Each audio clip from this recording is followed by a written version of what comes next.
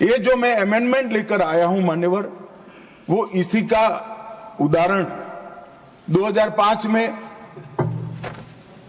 पहली बार आपदा प्रबंधन अधिनियम आया।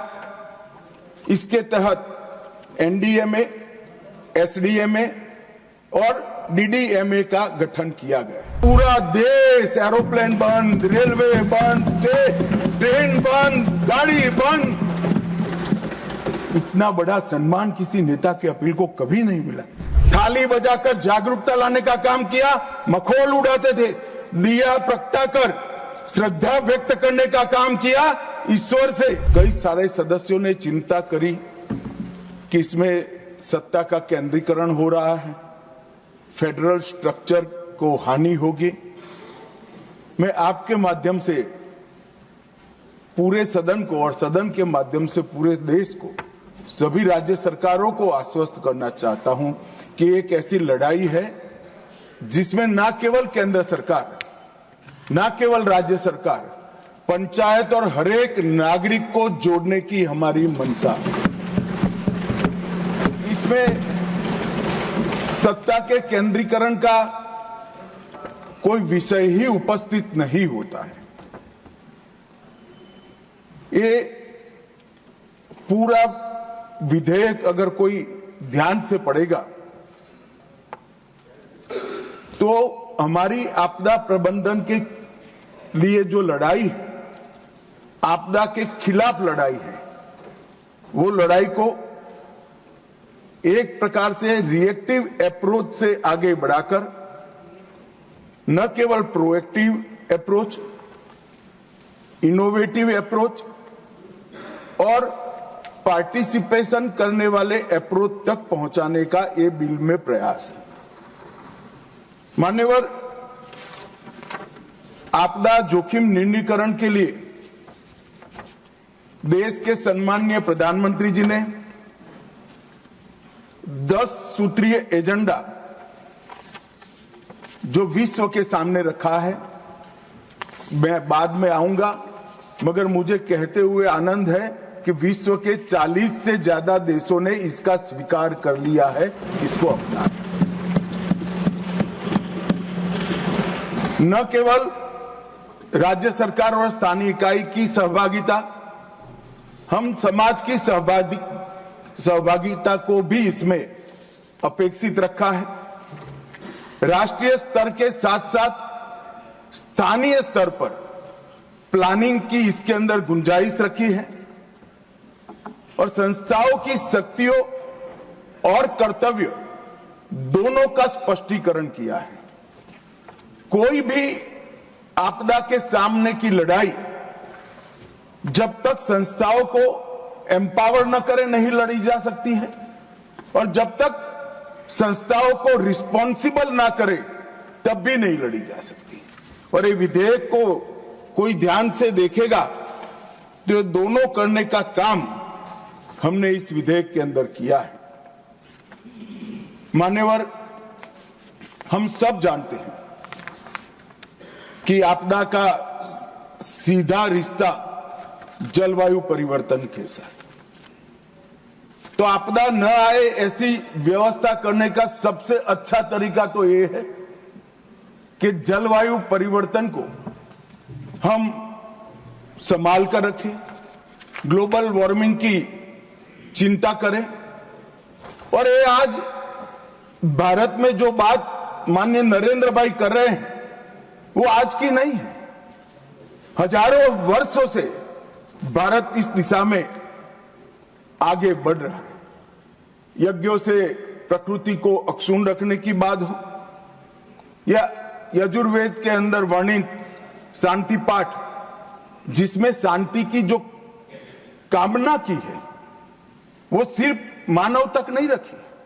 पृथ्वी, जल, जड़ी बूटी, वनस्पति, पेड़ पौधे, पशु और वहां तक कि अंतरिक्ष तक की शांति की हम प्रार्थना करते हैं, क्योंकि जलवायु का संरक्षण। और ये हमारे यजुर्वेद के टाइम से, उस समय से, वेदकालीन समय से मनुष्य और प्रकृति का परस्पर संबंध को हमने स्वीकार किया है और हमारी सरकार वो ही परंपरा को आगे बढ़ाने का काम कर रही है।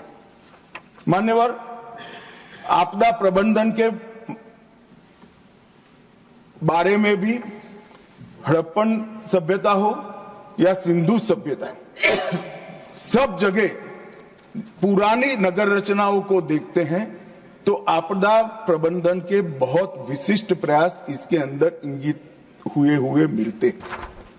मौर्य साम्राज्य को भी पहली हाइड्रोलिक सभ्यता का अब सब लोग इसको स्वीकार करते हैं।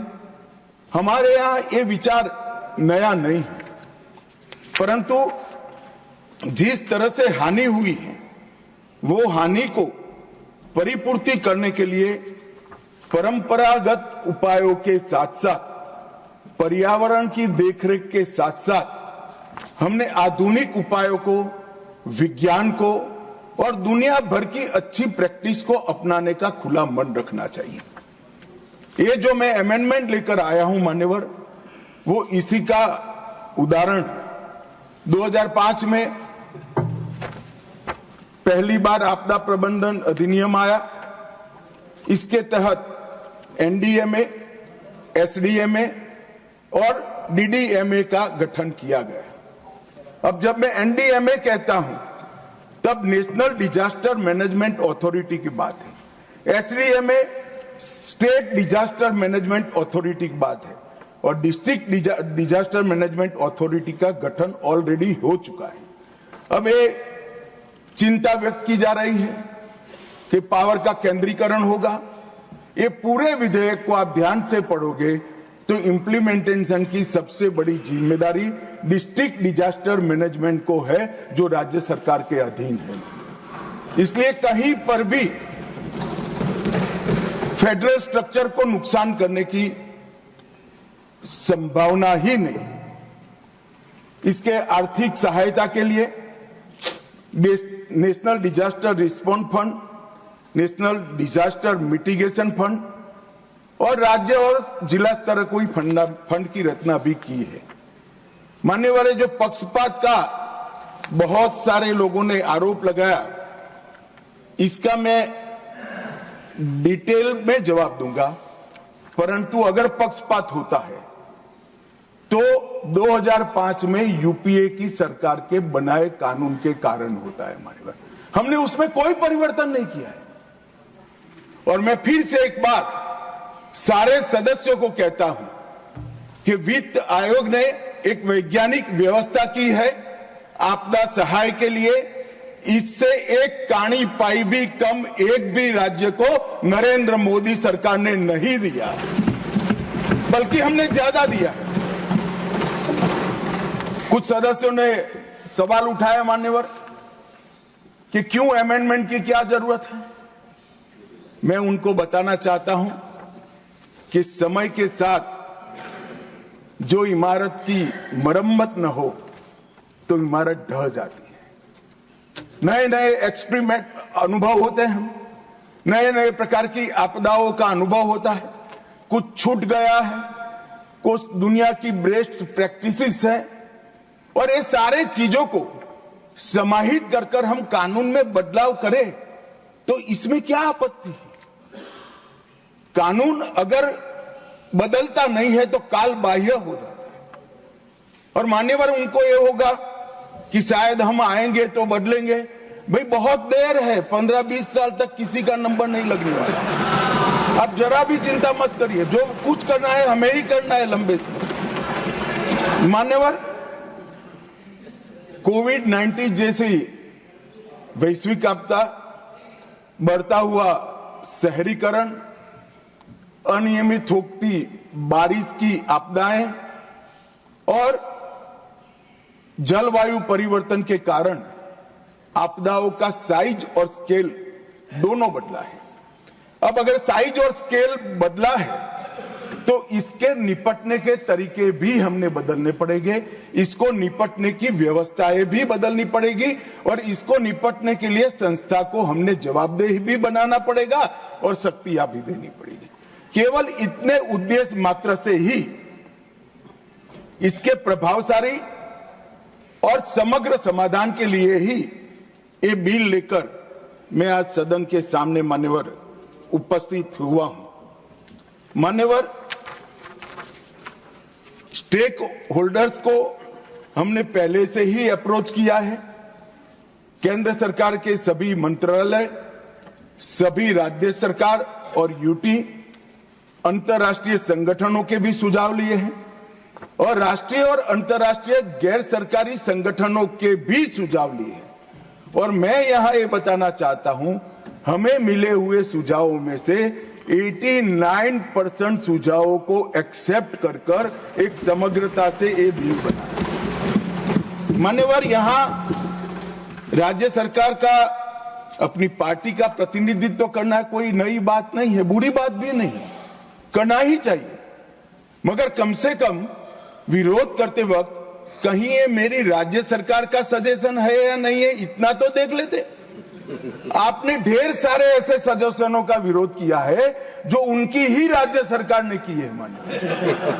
अब मैं एक एक के कर सदस्यों को बुरा लगे इस तरह की कटु बात इस प्रकार के विषय में करना नहीं चाहता, मगर मेरा आग्रह है कि कम से कम सिर्फ बिल पढ़े बगैर मेरी पार्टी का स्टैंड क्या है, मेरी पार्टी की पॉलिसी क्या है, मेरी पार्टी की चुनी हुई सरकार की पॉलिसी क्या है, इसने क्या सजेशन किए हैं, इसको जरा देख ले तो एम्बेरसमेंट न हो। मान्यवर, मैं संशोधन के विषय में जाने से पहले संशोधन के मूल कारणों की ओर जाना चाहता हूं।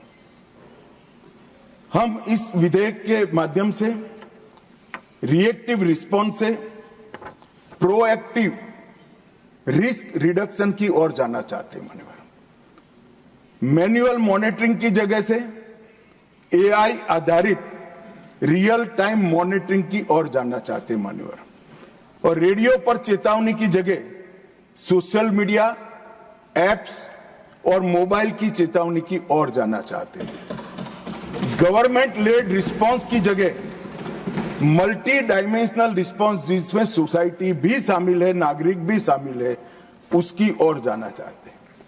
मान्यवर, डिजास्टर रिस्पॉन्स में क्षमता, तीव्रता, दक्षता और सटीकता, ये चारों को समाहित करने के लिए ये पूरा विधेयक बनाया गया है। और ये तो हम सब ने स्वीकारना पड़ेगा। मान्यवर, 10 साल के अंदर जो परिवर्तन आया है डिजास्टर मैनेजमेंट के क्षेत्र में, हम राष्ट्रीय स्तर के साथ साथ रीजनल और ग्लोबल पावर बनकर उभरे हैं, ये पूरी दुनिया स्वीकार करती है। और भारत की ये सक्सेस स्टोरी को लंबे समय तक बनाए रखने के लिए ये विधेयक है। मेरे शब्द प्रयोग को कोई गलती से न समझे, मैं सरकार की सक्सेस स्टोरी नहीं कहता, भारत की सक्सेस स्टोरी को लंबे समय तक बनाने के लिए। मान्यवर, इससे एनडीएमए और एसडीएमए दोनों प्रभावित होंगे, प्रभावी बनेंगे। राष्ट्रीय और राज्य स्तर पर, दोनों स्तर पर आपदा डेटाबेस का सृजन होगा। शहरी आपदा प्रबंधन प्राधिकरण के सृजन की कल्पना इसमें की है, जो पूर्णतः राज्य सरकारों के अधीन होगा। और 15वें वित्त आयोग की जो सिफारिशें हैं, इसका 100% इम्प्लीमेंटेशन के लिए भी इसका एक खाका बनाने के लिए ये वैधानिक ताकत एनडीएमए और एसडीआरएफ को देगा। मान्यवर, इसके अंदर ट्रांसपेरेंसी, केवल इंफॉर्मेशन साझा करना ट्रांसपेरेंसी नहीं है, ट्रस्ट, क्रेडिबिलिटी और अकाउंटेबिलिटी, ये तीनों तत्व इसके अंदर डाले गए हैं। रिस्पॉन्सिबिलिटी, केवल कार्यभार सौंपना नहीं है, well defined roles, full stop comma में भी कंफ्यूजन न हो, ऐसे वेल डिफाइंड रोल्स हमने किया है। और साथ में नैतिक जिम्मेदारियों को भी डालना मान्यवर हमने काम किया है। एफिशिएंसी का मतलब पुराने विधेयक में केवल गतिशीलता था, हमने संसाधनों का सर्वोत्तम उपयोग, इसके लिए भी रिस्पॉन्सिबिलिटी फिक्स की। और सिनर्जी का मतलब केवल टीम वर्क नहीं है, हमारी तैयारी, सुप्रबंधन, समन्वय तीनों कर सिनर्जी के साथ ये आपदा के खिलाफ लड़ने का इसके अंदर एक प्रयास किया गया है। तो ये 4 पिलर्स केवल शब्द नहीं है। अब आप इसकी धाराओं को देखोगे तो जब मैंने कहा ट्रांसपेरेंसी, तो धारा 2 इसको विस्तृत किया गया है। जैसे आपदा प्रबंधन, स्थानीय प्राधिकरण, mitigation, disaster risk, evaluation, exposure, recovery, पुनर्वास, शहरी प्राधिकरण, ऐसे नए शब्दों को परिभाषित कर ट्रांसपेरेंसी को हमने सुनिश्चित किया है। और धारा 13 गैर आवश्यक प्रावधानों को भी हटाने का काम ट्रांसपेरेंसी के लिए भी हुआ है। कुछ सदस्यों ने मुद्दा उठाया था धारा 13 को क्यों हटाया, मगर धारा 2 में जो एडिशन हुआ इसके बाद 13 का कोई औचित्य नहीं रहता है। मान्यवर, रिस्पॉन्सिबिलिटी, जिम्मेदारी, इसके लिए धारा 3, 6 और 10 को लाए हैं, जिसमें एनडीएमए और एनईसी दोनों की रिस्पॉन्सिबिलिटी फिक्स करने का हमने मान्यवर काम किया है। धारा 18 और 22 ये भी रिस्पॉन्सिबिलिटी फिक्स करती है राज्य कार्यकारिणी समिति की। और धारा 56 लापरवाही और अवज्ञा के लिए अनुशासनात्मक कार्यवाही करने की शक्ति देती है, जिससे भी रिस्पॉन्सिबिलिटी फिक्स होगी। धारा 60A आपदा के दौरान निर्दोषों की अवहेलना करना और निर्देशों का संज्ञान न लेना, इसके लिए पेनल्टी का भी प्रावधान कर रिस्पॉन्सिबिलिटी को फिक्स करने का प्रयास किया है। तीसरा मैंने पिलर कहा एफिशिएंसी, कुशलता, धारा 5 जिसमें भर्तियों की प्रक्रिया सुनिश्चित की है। धारा 11 एनडीएमपी की तैयारी, समीक्षा और संशोधन की जिम्मेदारी एनडीएमए को सौंपी है। धारा 23 एसडीएमए की जिम्मेदारी तय की है। धारा 44A आपदा मोचन बल के गठन और एनेबलिंग प्रोविजन किए हैं। धारा 46 राष्ट्रीय आपदा मोचन निधि का अनुप्रयोग और इसको पारदर्शी बनाने की जिम्मेदारी इसमें तय हुई है। धारा 47 राष्ट्रीय आपदा संबंध निधि के अनुप्रयोग के बारे में है और 48 भी इसी के लिए है। और मान्यवर, सिनर्जी के लिए नई धाराएं 8A और 8B जोड़ी गई है। एनसीएमसी एचएलसी को वैधानिक दर्जा दिया है। धारा 25 जिला आपदा प्राधिकरण डीडीएमए का गठन किया गया है। सिविल सोसाइटी संगठनों को इसके अंदर स्थान देने का हमने प्रबंधन किया है। 41A शहरी आपदा प्रबंधन प्राधिकरण यूडीएमए का गठन, जो नया विचार लेकर इस विधेयक के माध्यम से मैं आपके समक्ष उपस्थित हुआ हूं। तो मान्यवर, सभी जहां जहां सुधार किया गया है वो सभी सुधार ये 4 पिलर्स पर किया गया है। एक भी सुधार कोई भी प्रकार के सत्ता के केंद्रीकरण के लिए नहीं है।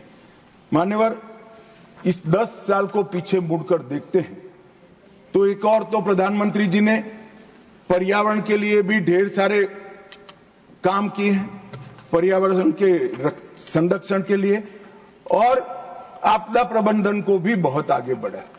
पर्यावरण प्रबंधन पर, पर्यावरण के संरक्षण के लिए मैं बाद में भी बात करूंगा, मगर मैं कुछ बात जरूर अभी भी रख दूंगा।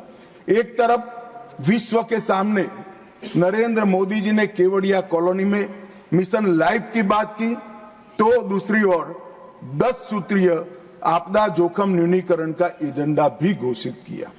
एक तरफ प्रो प्लेनेट पीपल बनने के लिए एक निश्चित ठोस कार्यक्रम दिया, तो दूसरी ओर coalition for disaster resilient infrastructure विश्व के पटल के सामने रखा, जिसके 43 देश सदस्य बन चुके हैं।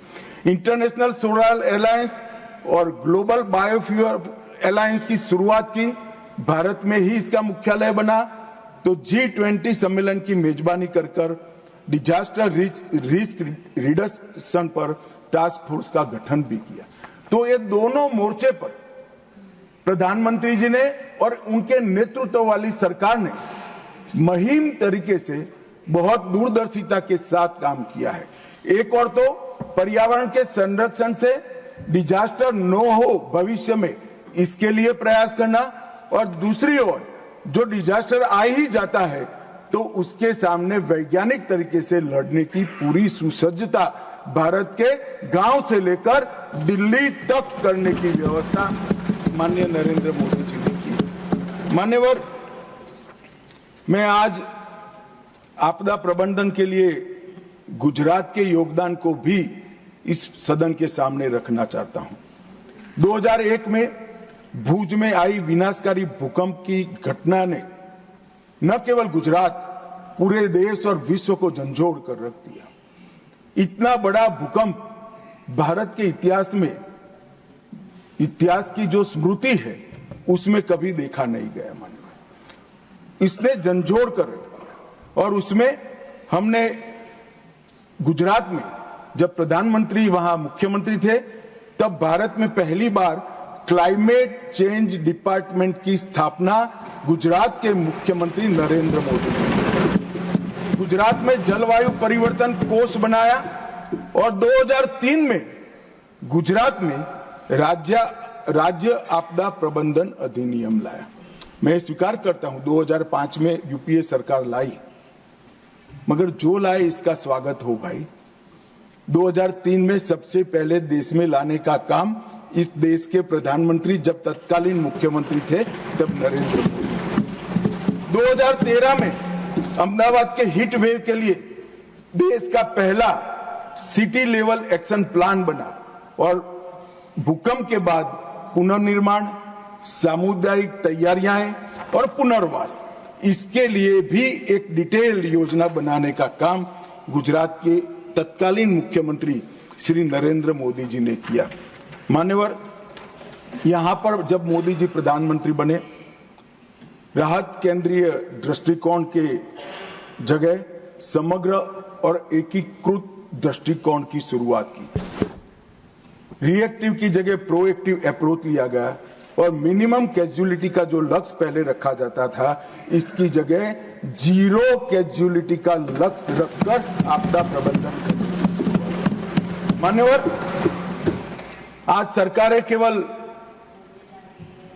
आपदा के बाद राहत और बचाव कार्य को ही ध्यान नहीं रखती, प्री डिजास्टर कई सारी तैयारियां भी करी हैं।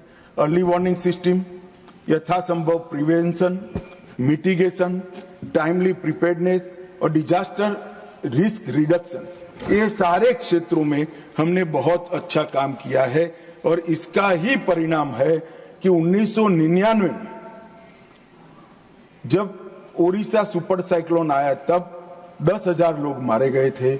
19 में चक्रवात फानी आया, तब केवल एक ही व्यक्ति की मृत्यु हुई है।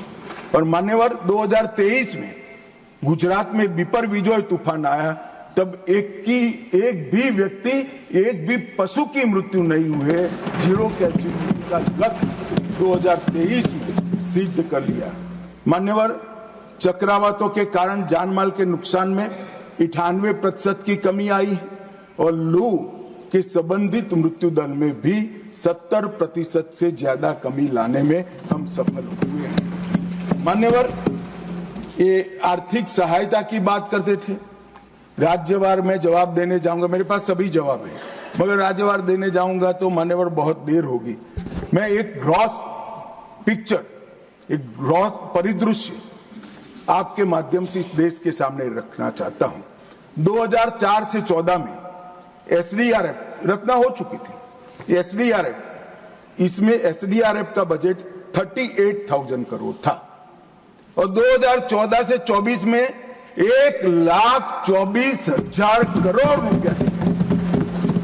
माननीय एनडीआरएफ, जो शुद्ध रूप से भारत सरकार का पैसा, 2004 से 14 में 28,000 करोड़ था और मोदी जी के समय में 14 से 24 में 28,000 करोड़ से बढ़कर 80,000 करोड़ करने का काम। और टोटल करें तो 66,000 करोड़ से बढ़कर 2 लाख करोड़ से ज्यादा दिया है। अब ये लोग फरियाद कर रहे हैं हमारी, जिनके समय से 3 गुना पैसा हमने राज्यों को और केंद्र की निधि से दिया है। आप लोग फरियाद करें। अरे भैया, बोलने से पहले आपके समय का तो जरा स्टडी करो। आप करो न करो, आईने के सामने खड़े रहेंगे तो चेहरा जरूर दिखाई देगा। आपसे 3 गुना पैसा देने का काम भारतीय जनता पार्टी की सरकार ने किया। मान्यवर, इसके अलावे जो संरचनाएं कुछ उस वक्त थी नहीं, वो हम अस्तित्व में लाए। 250 crore national disaster response reserve बनाया। 2016 में पहला नेशनल डिजास्टर मैनेजमेंट प्लान जारी हुआ, जो पूर्णतः सेंडाई फ्रेमवर्क के अनुरूप है। 18-19 में Subhash Chandra Bose disaster management award की स्थापना की।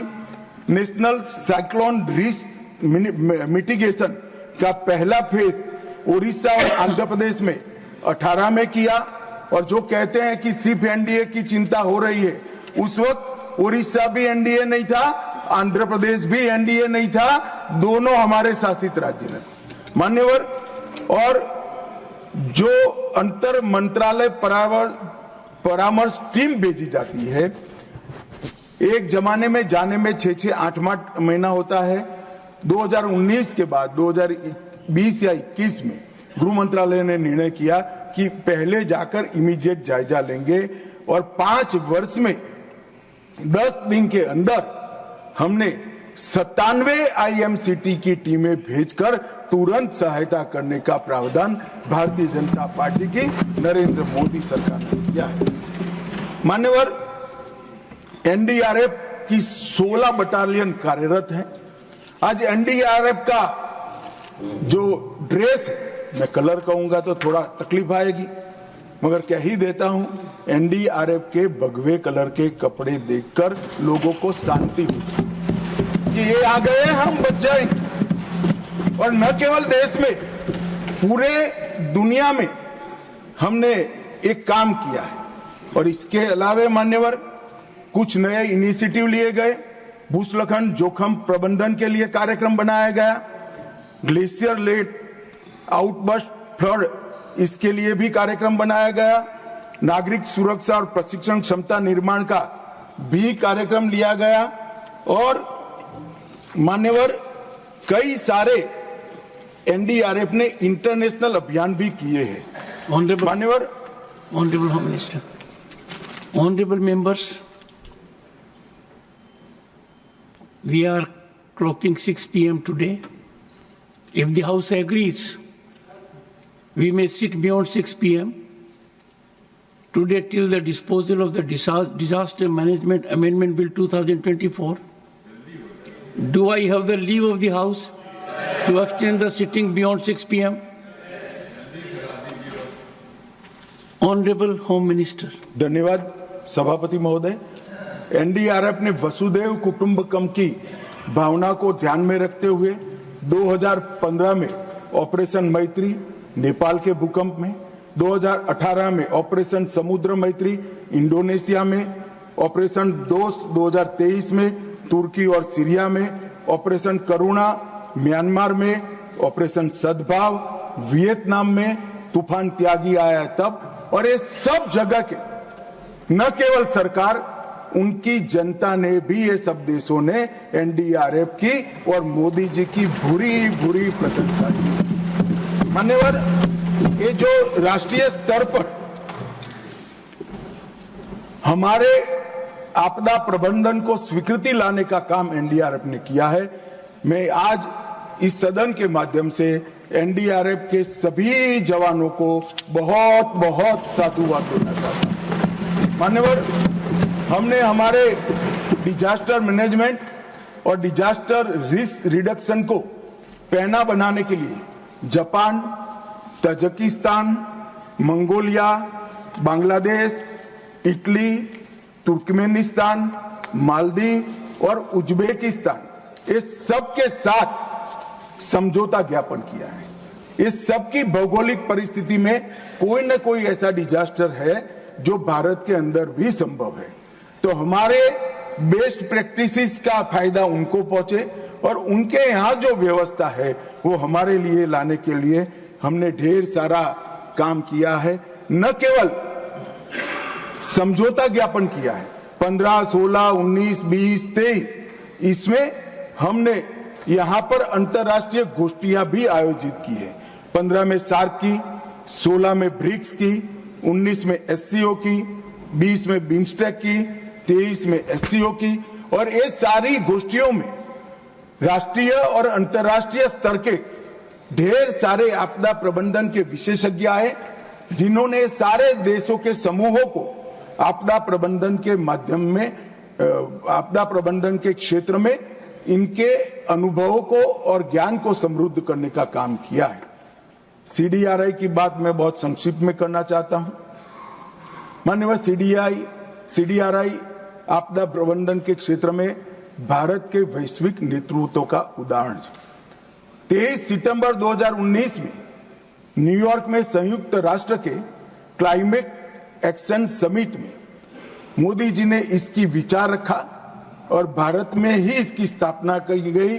अब तक 42 देश और 7 अंतर्राष्ट्रीय संगठन सीडीआरआई की सदस्य ले चुके हैं और वैश्विक स्तर पर भारत के नेतृत्व को प्रस्थापित करने का काम सीडीआरआई के माध्यम हुआ। मान्यवर, एक आपदा मित्र योजना, इसके माध्यम से हमने 350 डिजास्टर प्रोन जिलों में 370 करोड़ से 1 लाख कम्युनिटी वॉलंटियर्स, उसका एक फोर्स बनाया और भारत आपदा संसाधन नेटवर्क पोर्टल पर इन लोगों का रजिस्टर करा। तो जब भी आपदा आती है, ये ट्रेन स्वयं से भी अपने आप वहां पहुंचते भी है और डिस्ट्रिक्ट कलेक्टर के पास भी इनका पूरा लेखा जोखा रहता है मान्यवर।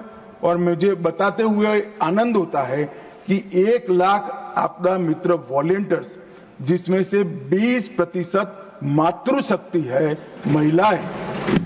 मान्यवर, बहुत बड़ी बात है, हमारी मातृशक्ति आपदा प्रबंधन के कार्य के अंदर कंधे से कंधा लगाकर जुड़ी है।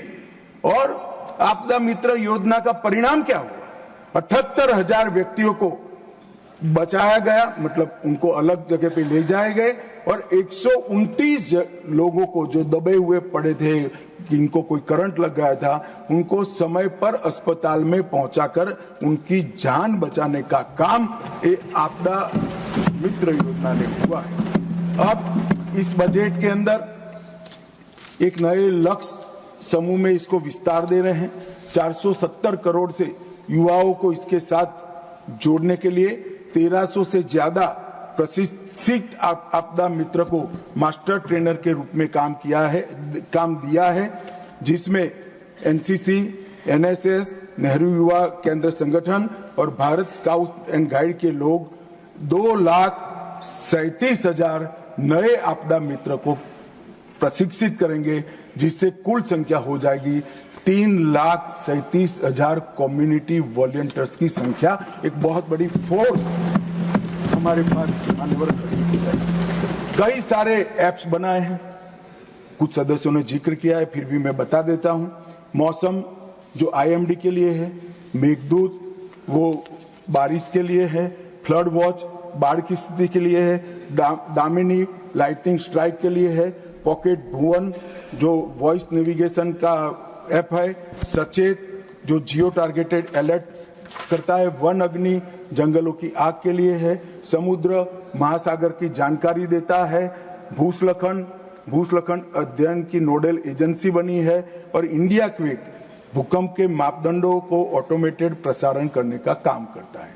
और मान्यवर, ये सारे ऐप आज मोदी जी के कारण शायद ही देश का कोई नागरिक बचा होगा जिसके पास मोबाइल नहीं होगा, तो सबके पॉकेट में सारे ऐप पहुंचाने का काम ये भारतीय जनता पार्टी की सरकार ने किया। और इससे समय पर किसान हो, मछुआरा हो, सागर के किनारे रहते हुए भाई हो, भूस्खलन की संभावना वाले क्षेत्र हो, ये सबको का खेत में काम करने वाले किसान को भी दामिनी से जब मालूम पड़ जाता है और बिजली गिरने की संभावना जब बता देते हैं तो वो अपनी जान बचा सकते हैं। मान्यवर, मैंने पहले कहा था मैं पर्यावरण के लिए भी जरूर बताना चाहूंगा।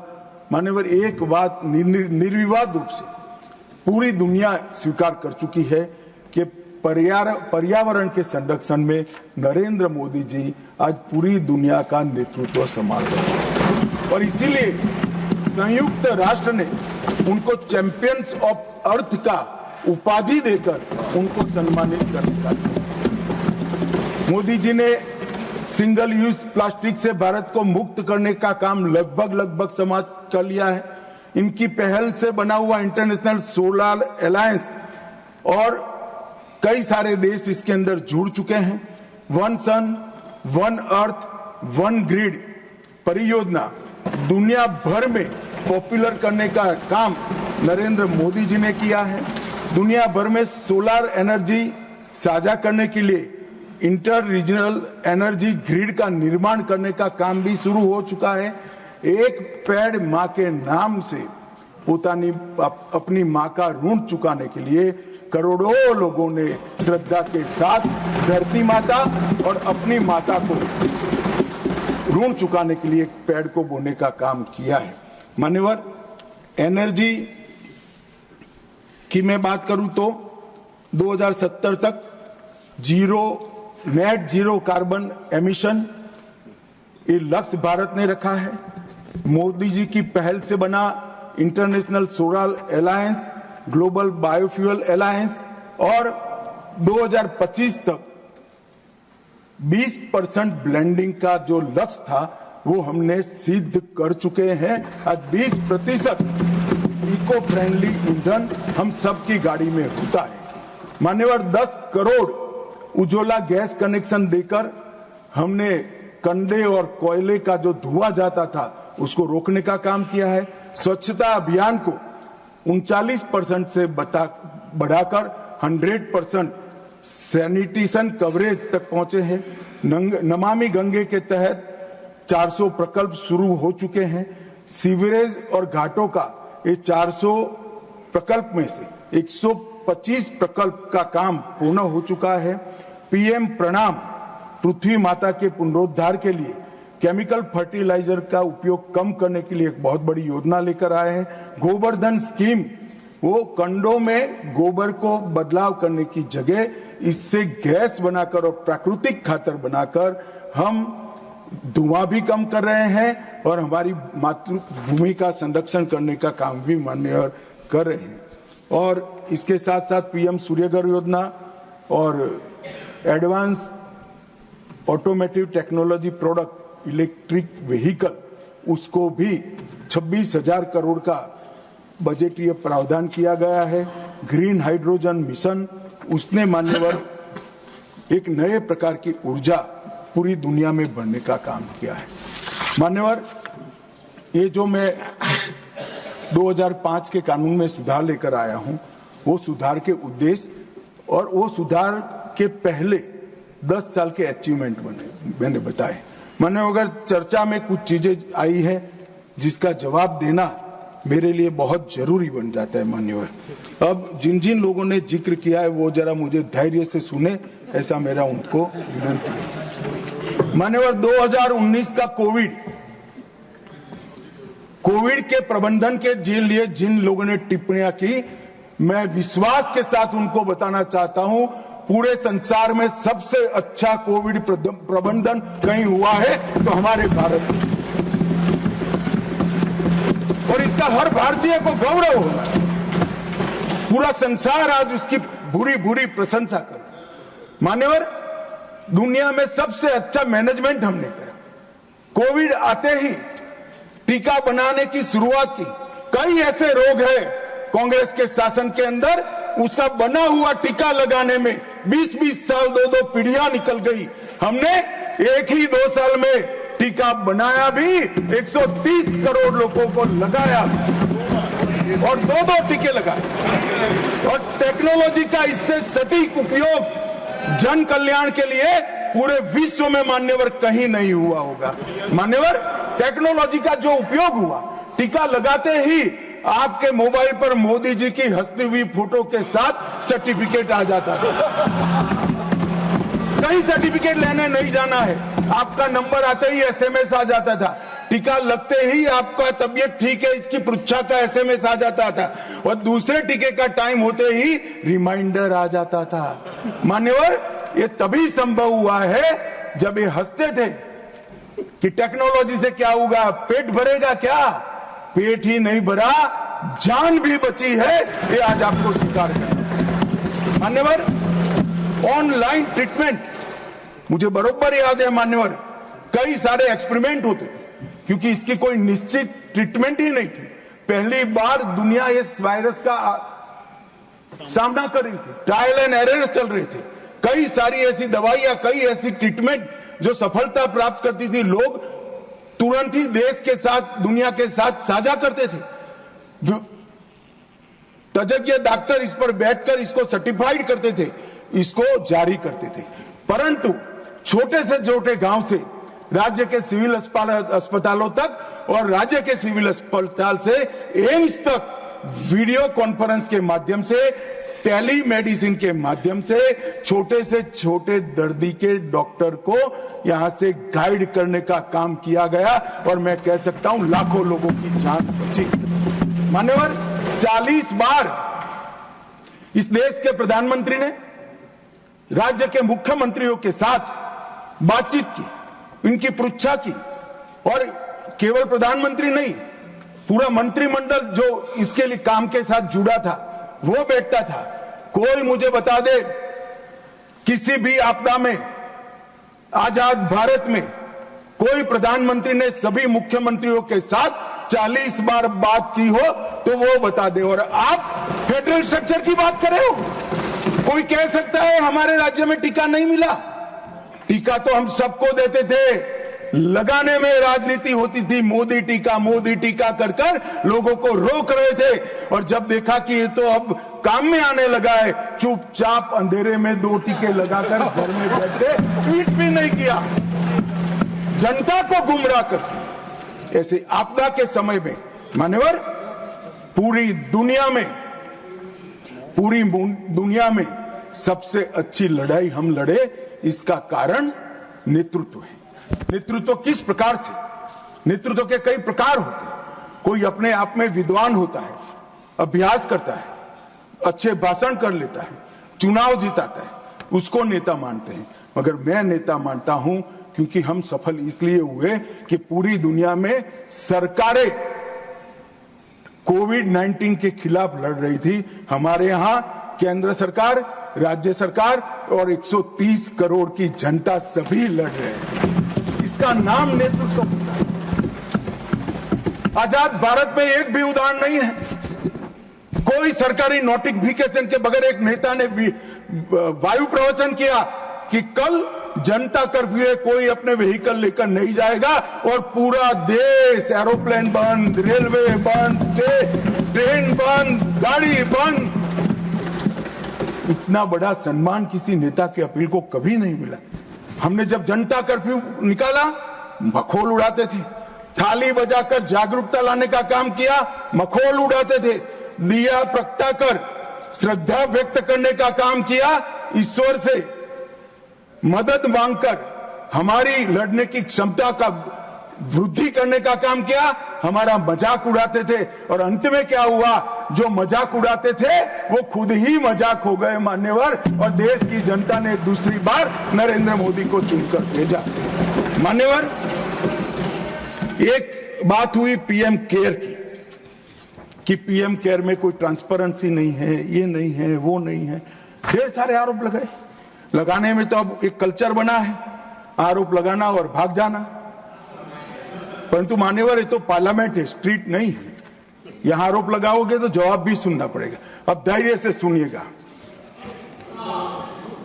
प्रधानमंत्री राष्ट्रीय राहत कोष कांग्रेस के शासन में बना मान्यवर, और पीएम केयर्स नरेंद्र मोदी जी के शासन में बना, एनडीए के शासन में बना। कांग्रेस के शासन में एक परिवार का ही नियंत्रण होता था मान्यवर, इसके अंदर कांग्रेस के अध्यक्ष सदस्य होते थे।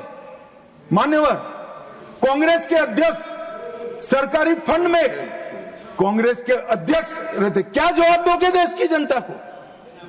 ऐसा मानते कोई पढ़ता नहीं है, देखता नहीं है। हमारे यहां प्रधानमंत्री जी, रक्षा मंत्री, गृह मंत्री, वित्त मंत्री है, पदेन है। कल अगर हम नहीं रहेंगे, ऐसा होने वाला नहीं है, मगर नहीं रहेंगे तो आप अगर बैठोगे। हमने भारतीय जनता पार्टी के अध्यक्ष श्रीमान नड्डा को नहीं रखा है, हमने पदेन व्यवस्था की। अब सुनिए आप। अरे काफी कुछ है सुनने के लिए, बैठिए। मान्यवर, कोई पारदर्शिता नहीं थी। आप बैठिए ना, आप बैठिए। Nothing will go on record. He is not yielding. No. Honorable Home Minister. मान्यवर, Not yielding. Honorable Home Minister is not yielding. हाँ, मुझे सुनिए ना। मान्यवर, मैं गलत हूं तो कल लिखित रूप में आपको दे दूंगा, नहीं तो ऑथेंटिक कर लूंगा। आप चिंता मत करिए। He is not yielding. मान्यवर, जवाब बीच में देने की प्रथा है हमारी क्या? He is not yielding. Nothing will go on record. He is not yielding. No, he is not yielding. मान्यवर, वो बोल रहे थे, मैं कुछ नहीं बोला। उनको लगा कि बैठा बैठा सुन रहा है, ठीक ही है।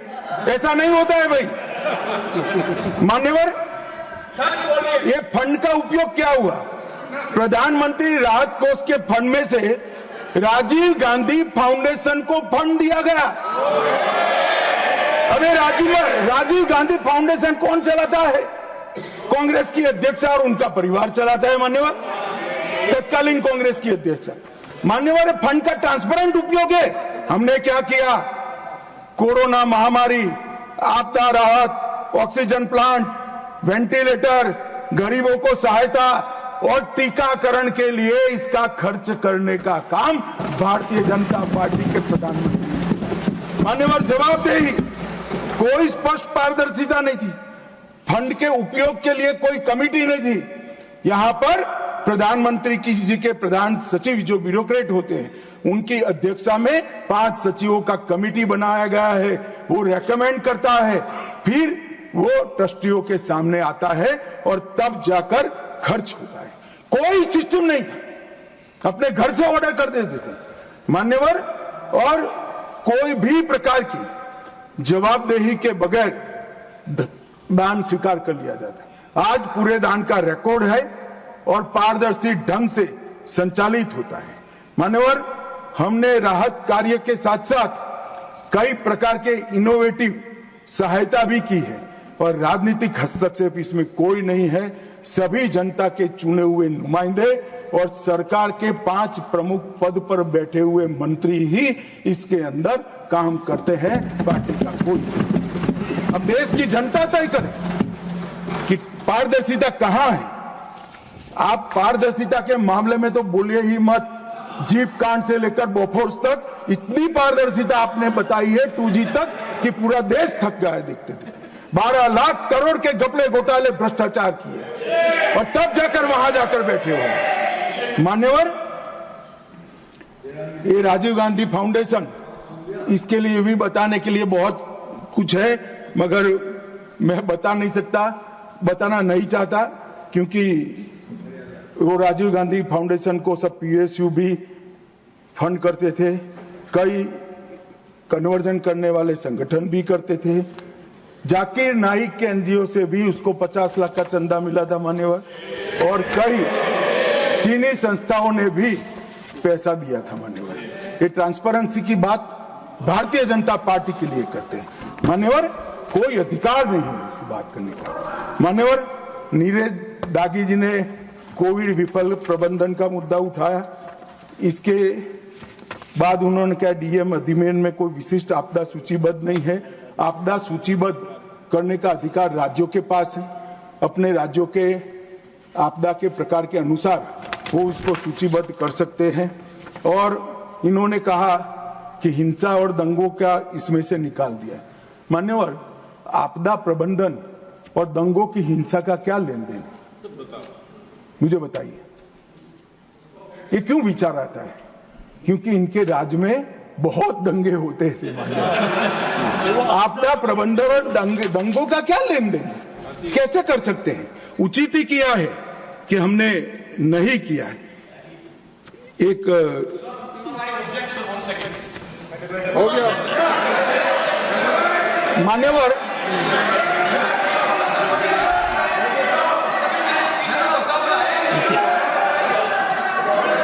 मान्यवर, हो गया ऋतुप्रता बैनर्जी एआईटीसी के, उन्होंने कहा कि हमें फंड कम दिया गया है। यूपीए सरकार जिसमें ममता जी थी, इससे 367% ज्यादा फंड भारतीय जनता पार्टी की सरकार ने। मान्यवर, मान्यवर, मान्यवर, अब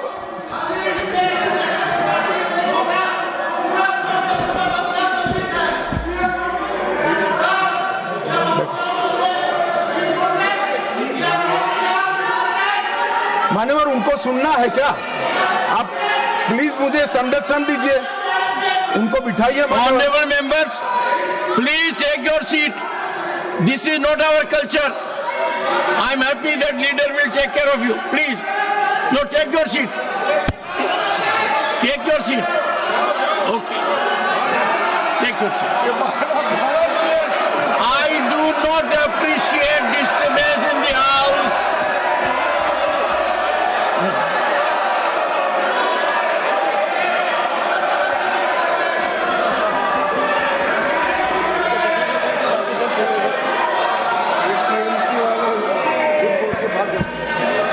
मान्यवर, बंगाल में सरकार बदली, पार्टी बदली, मगर वॉकआउट करने की परंपरा नहीं बदली। कम्युनिस्ट भी करते थे, ये भी करते हैं। मान्यवर, कर्नाटक में उच्च स्तरीय समिति द्वारा 5909 करोड़ का आकलन दिया गया, जिसमें से 5800 करोड़ दिया है। केरल में 3743, उसमें से 2438 करोड़ का दिया है।